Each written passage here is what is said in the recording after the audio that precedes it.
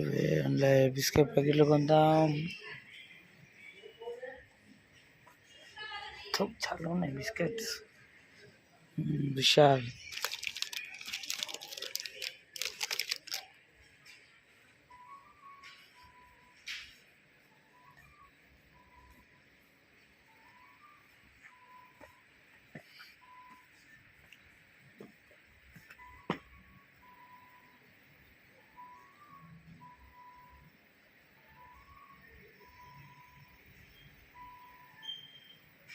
ఇవన్నీ బీర్లు.